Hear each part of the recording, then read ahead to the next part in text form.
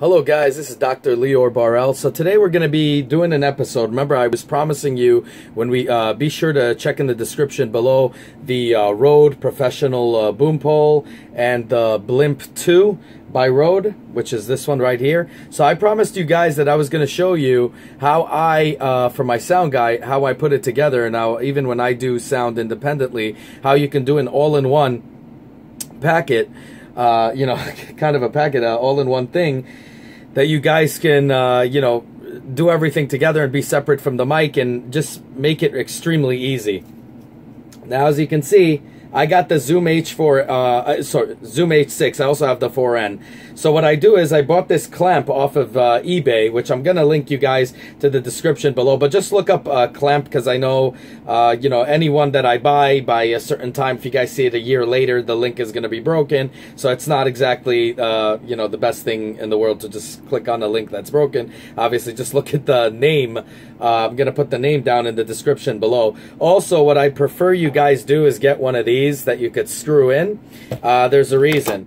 This thing is a piece of crap because it's made out of plastic. Even though it's really good for what it does, it's made out of plastic. And what happens is, if you could see, I can't take the stupid screw out right now. It's just going in an endless circle. Now, that doesn't normally happen, you know, because all of my screws are usually solid. I just forgot that this one was a made in China piece of shit that I bought off of eBay some time ago, and I put the wrong screw in. And ever since that, it became a permanent resident of this clamp right here, which kind of sucks. But you guys don't have to do that. Just get a good screw and don't over tighten it. This is when I just started out, and obviously I'm not going to buy myself a new Zoom H6. So I just left it on there. So just be really careful when you do that. You put it on a clamp on here. You put this right here. You could always look, your sound guy could look at the, you know, at all of the details right here in the screen as he's, you know, doing, you know, checking, you know, doing the sound. You could hook up the earphones, obviously, everything. It comes through here, the rope and all of that going from here. So everything is really neat and tidy, and you can use this with a 10-foot rope and all that. And it's just so easy to put together. And I think it goes really well with this boom pole. Now, I do recommend, I know a lot of you guys said, you know, can we use the cheap ones with the Blimp 2? I got a lot of emails, you know, mails from that. Guys, the Blimp 2 is really big. I don't recommend you use those made in China shits. They're pieces of crap that you buy on eBay for like 60 bucks. You can even find cheap ones on B&H. They have that as well. But again, you know, the cheap ones on B&H is higher quality, obviously, because B&H doesn't take crap. But at the same time, when you use those kind of cheap ones on something big like this, you're going to strip something, okay? So it's not exactly good. It doesn't handle well. So just invest. I mean, it's $30 more, for fuck's sake. And like I said, you could get it for $130, so it might be $60 more. But you got yourself a solid unit that's going to last you forever. I'm telling you, this is really rugged. Look at my review that I posted about this. But it's really, really rugged. And it will be able to handle just about anything you throw on it. I even put, you know, my DJI Osmo on it. You know, just to get, you know, these like crane-like shots, and it operated very well. So I'm just letting you guys know it's really cool. It's really good to use this. I would definitely buy this. And the fact that you could put, you know, and I know there's other cheap ones that you could put stuff through it too, but this thing is really sturdy, and it can handle just about anything you throw on it. Also, the fact that I could put in clamps and all kinds of crap that I want on this, and, you know, excess wires, you could always Velcro this shit. But I'm saying this thing can really handle very, very, you know, heavy shit. So it's just really good to have, especially when you're independent from the camera. You don't want to hook this up to a camera. If you do, you do. I mean, I know I've seen some people doing it, but this is good for independent, you know, get from the camera mic a scratch and then record the real shit through a good mic. I showed you, I put the NTG2. Some people got the NTG4 or NTG3. The NTG4 is great. I just didn't see any... I looked at the comparison between the NTG2 and NTG4. The only thing that it has on the NTG4 is a battery, the internal battery, that lasts you about 10 hours. I rather just put a regular battery in and every time replace it whenever the hell I feel like it. So if it does go bad, I'm sure you could do it on that one too. You could remove it. I mean, even if you can, you just unscrew it and just remove it.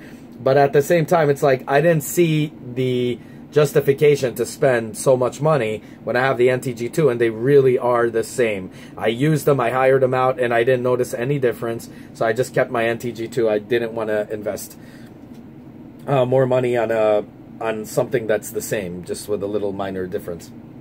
So if you're an independent, independent director, independent filmmaker, all of that stuff, the best thing I recommend is for you to go on the cheap. So right now you can find an NTG2 mic, not at the price that I bought it, because I bought it when it was very expensive, but now they're really, really down in price. I would highly recommend getting it. Get the Blimp 2. This baby is huge. It comes with also with a dead cat, which they call I forgot, some crap they call it. It's a dead cat. And this thing is really huge, and it really works against the wind really well. Now, the other ones I used before by Rode, which is a smaller type blimp, they work just as they work just as well. But this thing really, I took it like several times where the docks were, and the sound on this is just fucking incredible. Like, it completely, even on a speedboat, it takes out so much of the wind noise, especially when you put that dead cat on. But even without the dead cat, this alone, and also the shock mount that I showed you guys in the review, be sure to see that.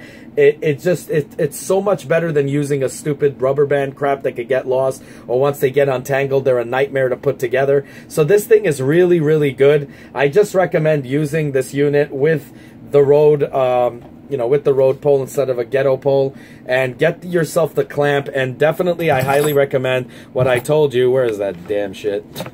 Get yourself this thing too.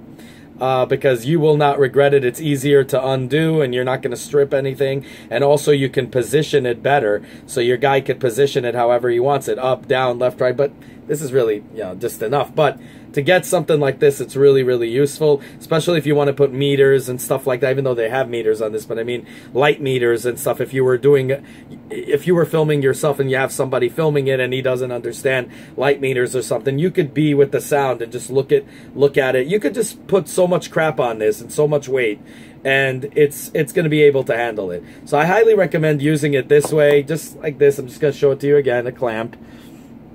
Mount this bitch. Mount this. Put the, all the wires you need on it, and that's it. You're good to go.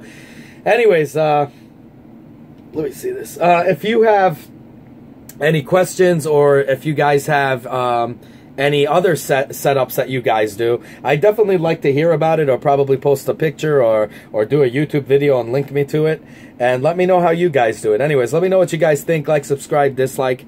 Have a good one, y'all. Take care. Bye.